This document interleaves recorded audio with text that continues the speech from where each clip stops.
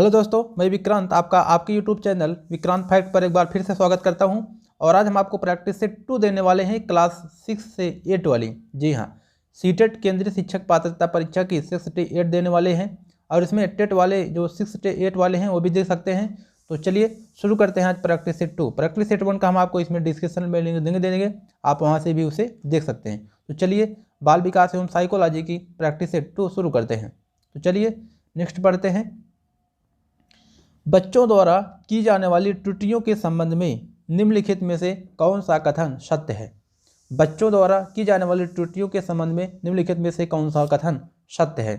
इसमें आपको बताना है, 4 ऑप्शन रहेंगे, 4 ऑप्शन में एक आपका सही रहेगा, उसे आपको बताना होगा। तो चलिए आप बताइए। पहला, यदि एक शिक्षक कक्षा कक्ष में सभी बच्चों की त्रुटियों को सुधारने योग्य नहीं है तो यह संकेत करता है कि शिक्षक शिक्षा की व्यवस्था में असफल हैं। नेक्स्ट है बी, एक शिक्षक को प्रत्येक त्रुटि में ध्यान नहीं देना चाहिए अन्यथा पाठ्यक्रम पूरा नहीं होगा। सी कहता है प्रत्येक त्रुटि को सुधारने में बहुत अधिक समय लगेगा तथा एक शिक्षक के लिए थकाने वाला होगा। स्वयं बच्चों द्वारा त्रुटियों को सुधारा जा सकता है, इसलिए शिक्षक को उन्हें तुरंत ही नहीं सुधारना चाहिए। तो चलिए अब इसका आप उत्तर बताइए, इसमें कौन सा सही होगा। मिलते हैं आपको 2 सेकेंड, 2 की सीरीज में आप बताइए जल्दी से। तो इसका जो राइट आंसर है, राइट जवाब है वह है ए फॉर्मेल। क्या, यदि एक शिक्षक कक्षा कक्ष में सभी बच्चों की त्रुटियों को सुधारने योग्य नहीं है तो यह संकेत करता है कि शिक्षक शिक्षा की व्यवस्था में असफल है। जी हाँ। नेक्स्ट देखते हैं दूसरा, नर्सरी कक्षा की शुरुआत के लिए कौन सी विषय वस्तु सबसे अच्छी मानी जाएगी? मेरा विद्यालय, मेरा प्रिय मित्र या मेरा परिवार, मेरा पड़ोस? किसे सबसे अच्छी मानेंगे नर्सरी में शुरुआत करने के लिए? चलिए इसका राइट जवाब होगा बी, मेरा परिवार, क्योंकि बच्चा सबसे पहले परिवार से सीखता है। नेक्स्ट है तीसरा क्वेश्चन, प्राथमिक कक्षा में सकारात्मक वातावरण निर्मित करने के लिए एक शिक्षक को क्या चाहिए? विभेद नहीं करना चाहिए और प्रत्येक बच्चों के लिए समान लक्ष्य निश्चित करना चाहिए। बी है, समूह गतिविधियों के दौरान समाजमिति के आधार पर उन्हें अपने समूह बनाने की अनुमति देनी चाहिए। सी, सकारात्मक अंत वाली कहानियाँ सुनानी चाहिए। सुबह प्रत्येक बच्चे का अभिवादन करना चाहिए। जो सीटेट में क्वेश्चन आते हैं वह आपको फैक्चुअल नहीं होते हैं, सीटेट की तरह फैक्चुअल होता नहीं है ये। इसमें केवल सोचने पर आपको ध्यान दिया जाता है, आपका मेंटल कितना तेज, दिमाग कितना तेज चल रहा है। तो इसलिए फैक्ट पे ज़्यादा ध्यान मत दीजिएगा, सीखने पर ज़्यादा ध्यान दीजिएगा, समझने पर। तो इसका जो राइट जवाब होगा वह होगा ये, विभेद नहीं करना चाहिए और प्रत्येक बच्चों के लिए क्या करना चाहिए? समान लक्ष्य सुनिश्चित करना चाहिए, ध्यान रखना चाहिए समान लक्ष्य। नेक्स्ट देखते हैं, एक बच्चा जो डाट से ग्रस्त है वह शा और वाज, न्यूक्लियर और यूनिक्लियर में अंतर नहीं कर पाता है, तो उसमें कौन सी संबंधी बीमारी होगी? यह है डिसलेक्सिया, शब्द जबलिंग का विकार होगा, डिसलेक्समिया होगा, डिसमोफिर्मिया होगा। चलिए आप बताइए, इसका जो राइट जवाब होगा वह होगा ए, डिसलेक्सिया। डिसलेक्सिया मतलब उसको पढ़ने में समस्या है, तो पढ़ने में समस्या होगी तो उसे कहेंगे हम डिसलेक्सिया, डिसलेक्सिया कहेंगे। जब उसे पढ़ने में लिखने में कोई दिक्कत होगा तो उसे कहेंगे हम डिसग्राफिया, डिसग्राफिया कहेंगे। जब उसे क्या होगा, लिखने में कोई दिक्कत होगी तब उसे हम कहेंगे। तो 4 का ही इसमें होगा ऑप्शन सही होगा। नेक्स्ट चलते हैं, 5वां क्वेश्चन, निम्नलिखित में से कौन सी विशेषता समस्या समाधान उपागम का विशेष चिन्ह है? समस्या समाधान उपागम का विशेष चिन्ह है। समस्या मौलिक होती है, सही उत्तर प्राप्त करने का सामान्यतः एक उपागम होता है, समस्या केवल एक सिद्धांत प्रकरण पर आधारित होता है, समस्या कथन में संकेत अंतर्निहित रूप से दिया जाता है। अगर आपको वीडियो तेजी लग रहा हो तो आप धीमा कर सकते हैं स्पीड को। इसमें आपका जो राइट जवाब होगा वह होगा डी मतलब समस्या कथन में संकेत अंतर्निहित रूप से दिया जाता है। नेक्स्ट चलते हैं, 6ठा क्वेश्चन, प्रतिभाशील विद्यार्थी है, शिक्षक से स्वतंत्र होते हैं, स्वभाव से अंतर्मुखी होते हैं, अपनी आवश्यकताओं को दृढ़तापूर्वक नहीं कह पाते हैं, अपने निर्णयों में आत्मनिर्भर होते हैं, सेल्फ कॉन्फिडेंस होते हैं। तो 6वें का जवाब राइट जवाब है वह होता है डी, प्रतिभाशील विद्यार्थी वही कहेंगे, हम नहीं कहेंगे जो अपने निर्णयों में आत्मनिर्भर होते हैं, वो कुछ भी जो निर्णय लेते हैं उसे अपने मन से लेते हैं। नेक्स्ट देखते हैं, 7वां क्वेश्चन, चिंतन के सूचना प्रक्रमण सिद्धांत में निम्नलिखित चरण आते हैं। प्रतिक्रिया क्रियान्वयन आते हैं, प्रतिक्रिया चयन आता है, श्रेणीकरण या पूर्व प्रक्रमण। चलिए बताइए इसमें कौन कौन सा चरण है, क्रम से बताना है। पहला, दूसरा, तीसरा, चौथा, आप क्रम से सजाइए कौन सा इसमें सही होगा। जी हाँ, सातवें का आपका जो राइट आंसर है वह है डी। सबसे पहले घा आएगा, पूर्व प्रक्रमण आएगा, फिर आएगा आपका श्रेणीकरण, फिर आएगा प्रतिक्रिया चयन, फिर आएगा प्रतिक्रिया क्रियान्वयन। पूर्व प्रक्रमण, श्रेणीकरण, प्रतिक्रिया चयन, प्रतिक्रिया क्रियान्वयन। नेक्स्ट देखते हैं 8वां क्वेश्चन। सीखने संबंधी नियोक्ताएं समानता औसत से श्रेष्ठ बुद्धि वाले बच्चों में पाई जाती है। लड़कियों की तुलना में अधिकतर लड़कों में पाई जाती है। अधिकतर उन बच्चों में पाई जाती है जो शहरी क्षेत्रों की अपेक्षा ग्रामीण क्षेत्रों में संबंध रखते हैं। उन बच्चों में पाई जाती है विशेषता जिनके पौत्रिक अभिभावक इस प्रकार की समस्याओं से ग्रसित होते हैं। चलिए 8वें का आपको बताइए, इसको हम जूम कर देते हैं आपके लिए। चलिए जो इसका राइट जवाब होगा वह होगा डी। उन बच्चों में पाई जाती है नियोक्ता समानता जिनमें पैतृक अभिभावक इस प्रकार की समस्याओं से ग्रसित होते हैं। तो मतलब ये कह रहा है कि सीखने संबंधी समस्या उन्हीं को आती है जिनके जो पिता होते हैं, बच्चे जो वंश होता है, अभिभावक अगर इस समस्या से पीड़ित हैं, ग्रसित हैं, तो बच्चों में भी समस्या होगी। नेक्स्ट देखते हैं, कहता है 9वां, मोनिका जो गणित की शिक्षिका है राधिका से एक प्रश्न पूछती है। राधिका से कोई उत्तर न मिलने पर वह तुरंत मोहन से दूसरा प्रश्न पूछती है। जब उसे महसूस होता है कि मोहन उत्तर बताने में संघर्ष कर रहा है तो वह अपने प्रश्न के शब्दों को बदलता है।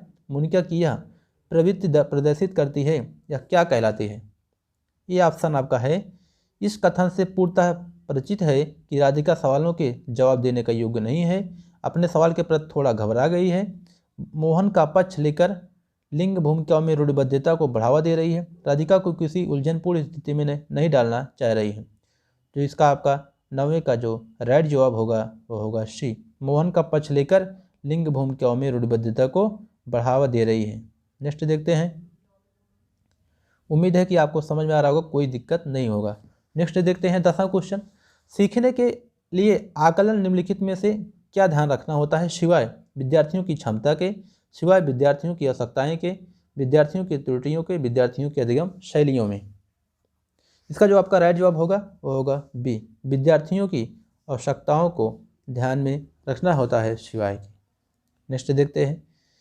एक समाज जुड़े भाइयों में से एक को सामाजिक आर्थिक रूप से धनाढ्य परिवार द्वारा गोद लिया जाता है और दूसरे को निर्धन परिवार द्वारा। एक वर्ष के बाद उनके बुद्धि लाभदान के बारे में निम्नलिखित में से क्या अवकोलित होने की सर्वाधिक संभावना होगी? मतलब कह रहा है कि अगर एक व्यक्ति है, 2 बच्चे हैं, जो एक को कोई गरीब ले लेता है, एक को कोई अमीर ले लेता है, तो अब इसमें परिवर्तन क्या होगा आपको बताना है। दोनों समान रूप से अंक प्राप्त करेंगे। धनी सामाजिक आर्थिक परिवार वाले लड़के की अपेक्षा निर्धन परिवार वाला लड़का अधिक अंक प्राप्त करेगा। सामाजिक आर्थिक स्तर पर बुद्धि लाभदान को प्रभावित नहीं करता है। निर्धन परिवार वाले लड़के की अपेक्षा धनी सामाजिक आर्थिक परिवार वाला लड़का अधिक अंक प्राप्त करेगा। अब आपको बताना है सोच के कि इसमें कौन सा सही होगा। इसके लिए आपको कोई रटने की ज़रूरत नहीं है किताब। चलिए बताइए ग्रहों का। ये होगा सी। सामाजिक आर्थिक स्तर पर बुद्धि लाभदान प्रभावित नहीं करता है। तो इसलिए ध्यान रखिएगा, कोई अमीर गरीब से मतलब नहीं होता। कई बार देखेंगे गरीब के बच्चे भी बहुत तेज होते हैं, तो ये आप ध्यान मत लगाइएगा कि अमीर वाला तेज होगा। चलिए नेक्स्ट देखते हैं 12वां क्वेश्चन। निम्नलिखित में से कौन सा सूक्ष्म गतिक कौशल का उदाहरण है? दौड़ना है, लिखना है, चढ़ना है और फुदकना है। तो कौन सा है जो सूक्ष्म गतिक कौशल का उदाहरण है? चलिए इसमें आपका जो राइट जवाब होगा वो होगा बी लिखना, राइटिंग। वाइगोत्स्की के सिद्धांत का निहितार्थ है। वाइगोत्स्की के सिद्धांत का निहितार्थ है प्रत्येक विद्यार्थी को व्यक्तिगत रूप से दत्त कार्य देना, प्रारंभिक व्याख्या के बाद कठिन सवालों को हल करने में बच्चे की सहायता न करना, बच्चे उन बच्चों की संगति में श्रेष्ठतम रूप से सीख सकते हैं जिनका बुद्धि लाभदान 85 से कम होता है। फिर है सहयोगात्मक समस्या समाधान। 13वें का जो आपका राइट आंसर है वह है सहयोगात्मक समस्या समाधान। तो डी आपका सही है। वाइगोत्स्की का सिद्धांत में निहितार्थ क्या है? सहयोगात्मक समस्या का समाधान। नेक्स्ट देखते हैं 14वां। किशोर का अनुभव करते हैं। किशोर ... किसका अनुभव करते हैं? दुश्चिंता और स्वयं से परोपकार का, बचपन में किए गए अपराधों के प्रति डर के भाव का, आत्मसिद्धि के, जीवन के बारे में प्रतिपत्ति का। जो 14वें का आपका जो सही है वह है दुश्चिंता से स्वयं के सरोकार का। नेक्स्ट देखते हैं 15वां क्वेश्चन। शारीरिक रूप से सक्षम बच्चों को समानता होता है, क्या होता है? डिस्थीमिया होता है, या डिसकैल्कुलिया होता है, डिसलेक्सिया होता है, डिसग्राफिया होता है। डिसग्राफिया हम आपको बताए हैं लिखने से संबंधित है, डिसलेक्सिया है पढ़ने से, और डिसकैल्कुलिया है वह मैथ का अगर कोई कैलकुलेशन नहीं कर पा रहा है, कैलकुलेटर ना, कैलकुलेटर से आप कैलकुलिया से समझ सकते हैं ये क्या है, गणित की समस्या से। तो आप बताइए 15वें का कौन सा आंसर सही होगा? तो ये आपका जो सही जवाब होगा वह होगा डी, डिसग्राफिया। 16वां क्वेश्चन है आंशिक पुनर्बलन। आंशिक पुनर्बलन क्या होता है? सतत पुनर्बलन की अपेक्षा कम प्रभावी होती है, वास्तविक कक्षा कक्ष में अनुप्रयुक्त नहीं किया जा सकता है, पशुओं को प्रशिक्षित करने में सर्वाधिक कार्य करता है, सतत पुनर्बलन की अपेक्षा अधिक प्रभावी होता है। आंशिक पुनर्बलन क्या होता है आपको बताना है। तो चलिए हम बताते हैं। 16वें का जो आपका सही है वह सतत पुनर्बलन की अपेक्षा अधिक प्रभावी होता है आंशिक पुनर्बलन। नेक्स्ट देखते हैं 17वां क्वेश्चन। एक सशक्त विद्यालय अपने शिक्षकों में निम्नलिखित योग्यताओं में किस को सर्वाधिक बढ़ावा देगा? अनुशासित स्वभाव को, प्रतिस्पर्धात्मक अभिवृत्ति को, परीक्षण की करने की अभिवृत्ति को, या स्मृति को? तो सबसे अधिक बढ़ावा किसे देगा? एक जो विद्यालय होगा। जो 17वें का आपका जो इसमें सही होगा वो होगा प्रतिस्पर्धात्मक अभिवृत्ति को बढ़ावा देगा विद्यालय अपने शिक्षकों में। चलिए 18वां देखते हैं। निम्नलिखित में से अंतः विषयी अनुदेशन का सर्वोत्कृष्ट लाभ यह है कि पाठ योजना बनाने और गतिविधियों में शिक्षकों को अधिक लचीलेपन की अनुमति दी जानी चाहिए, होती है, या विद्यार्थियों को सीखे गए ज्ञान का बहु संदर्भों में प्रयोग और सामान्यीकृत करने के अवसर दिए जाते हैं। प्रकरणों की विविधता जिन्हें परंपरागत पाठ्यचर्या में संबंधित किए जाने की आवश्यकता है, से पाठ शिक्षकों के अभिभूत होने की संभावना कम होती है। डी है विद्यार्थियों से विभिन्न क्षेत्रों में विशेष प्रकरणों से प्रति नापसंदगी विकसित होने की संभावना कम होती है। तो आपका जो 18वें का जवाब होगा वह होगा विद्यार्थियों को सीखे गए ज्ञान को बहु संदर्भों में अनुप्रयोग करने और सामान्यीकृत करने के अवसर दिए जाते हैं। नेक्स्ट देखते हैं 19वां है। वे शिक्षार्थी जो समृद्ध ज्ञान और शैक्षणिक दक्षता की हार्दिक इच्छा प्रदर्शित करते हैं उनके पास कौन सा होता है अभिविन्यास होता है? निष्पादन उपागम अभिन्यास होता है, या निष्पादन परिहार अभिविन्यास होता है, कार्य परिहार होता है, या नैपुणता होता है? चलिए इसमें आपको हम बता देते हैं। जो निष्पादन उपागम अभिविन्यास होता है वह क्या करता है? तो शिक्षा को समृद्ध ज्ञान और शैक्षणिक दक्षता की हार्दिक इच्छा को प्रदर्शित करता है। उनके पास क्या होता है? निष्पत्ति निष्पादन उपागम अभिन्यास होता है। नेक्स्ट देखते हैं 20वां का आपका 20वां है शिक्षक डांट के अलावा निम्नलिखित सभी को करते हुए समस्या समाधान को विद्यार्थियों के लिए मज़ेदार बना सकता है, यदि सृजनात्मक चिंतन के लिए असीमित अवसर उपलब्ध कराने तथा जब विद्यार्थी स्वयं से कोई कार्य करने की कोशिश कर रहे हों तो उसे परिपूर्ण की अपेक्षा कोशिश करना चाहिए, मुक्त अंतः वाली सामग्री उपलब्ध कराने चाहिए, मुक्त खेल के लिए समय देने चाहिए। तो जो आपका 20वें का राइट जवाब होगा वह होगा जब विद्यार्थी स्वयं से कोई कार्य करने की कोशिश करता है तो उसे परिपूर्णता की अपेक्षा की जाती है। भाषा में अर्थ की सबसे छोटी इकाई क्या है? बताइए भाषा में सबसे छोटी जो अर्थ की इकाई है क्या है? ये जो है 21वें का आपका जो सही है वह है स्वनिम। बहुबुद्धि सिद्धांत निम्नलिखित निहितार्थ देता है सिवाय। आप जानते हैं बहुबुद्धि सिद्धांत, अगर आपको नहीं पता है बहुबुद्धि सिद्धांत किसने दिया है तो आपको हम सिद्धांत वाले वीडियो में बता चुके हैं, ये आप वहाँ देखिएगा। लेकिन यहाँ पे उसे पूछ रहा है उसी से, लेकिन उससे कनेक्टेड है तो वहाँ पे रट्टा नहीं मारना है, समझना है इसको। विविध तरीकों से सीखने का आकलन किया जा सकता है। संवेगात्मक बुद्धि लब्धि से संबंधित नहीं है। बुद्धि प्रक्रमण संक्रियाओं का एक विशिष्ट समुच्चय है जिनका प्रयोग समाधान के लिए किया जाता है। विषयों को विभिन्न तरीकों से प्रस्तुत किया जा सकता है। तो बहुबुद्धि जो सिद्धांत है निम्नलिखित में से कौन सा निहितार्थ देता है उसके सिवाय? तो आपका इसमें जो सही होगा बताइए। इसमें आपका जो सही होगा वह है बुद्धि परिक्रमण सक्रियाओं का एक विशिष्ट समुच्चय है जिसका प्रयोग समाधान के लिए किया जाता है। नेक्स्ट देखते हैं 23वां का, निम्नलिखित में से कौन सा सीखने के लिए अधिकतम रूप से अभिप्रेरित है? असफलता से बचने के लिए विप्रेरणा, बहुत सरल या कठिन लक्ष्यों को चयन करने की प्रवृत्ति, लक्ष्यों को प्राप्त करने में व्यक्तिगत संतुष्टि या बाह्य कारक। 23वें का आपका जो राइट जवाब होगा वह होगा सी, लक्ष्यों को प्राप्त करने में व्यक्तिगत संतुष्टि अगर मिलेगी तभी हम कह सकते हैं। जी हाँ, तो 23वें का आपका जो राइट जवाब होगा वह होगा सी। नेक्स्ट देखते हैं 24वां, बुद्धि लब्धांक समानता डॉट रूप से शैक्षणिक निष्पादन से संबंधित है। तो किससे संबंधित है? उच्च से या मध्यम से कम या पूर्ण से? इसमें आपका जो सही होगा वह उच्च होगा। नेक्स्ट देखते हैं 16 वर्षीय बच्चा, इसे हल करना होगा। 16 वर्षीय बच्चा बुद्धि लब्धि परीक्षण में 75 अंक प्राप्त करता है तो उसकी मानसिक आयु निकालनी है।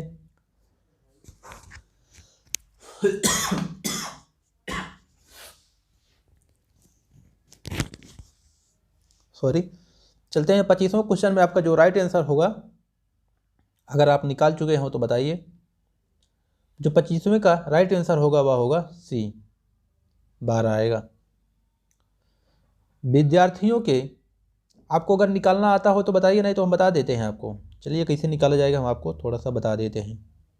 चलिए हम यहाँ पे थोड़ा सा बता देते हैं। देखिए क्या करना है, आपको IQ का सूत्र पता ही है, MA/CA ना इंटू 100, ये सूत्र हो गया।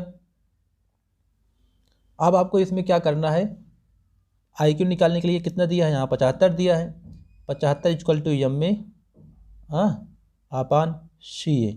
MA मतलब होता है मेंटल एबिलिटी, CA मतलब होता है क्रोनोलॉजी एज या तैथिक आयु से कहते हैं।